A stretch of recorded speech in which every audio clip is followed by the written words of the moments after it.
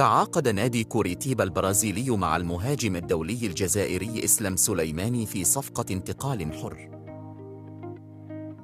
وأعلن نادي كوريتيبا الذي يمارس في دوري الدرجة الأولى البرازيلي تعاقده مع هداف منتخب الجزائر إسلام سليماني خلال فترة الانتقالات الصيفية الحالية لعام 2023.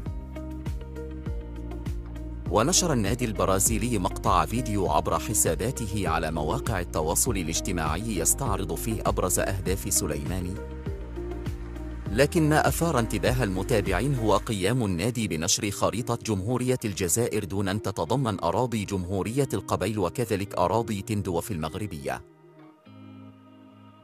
هذه الخطوة التي أثارت ضجة كبيرة وصفها بعض المتابعين بأن النادي البرازيلي نشر الخريطة الحقيقية للدولة الجزائرية والتي يحاول نظام كبران طمسها مع مرور الزمن، لكنه لم ينجح في ذلك.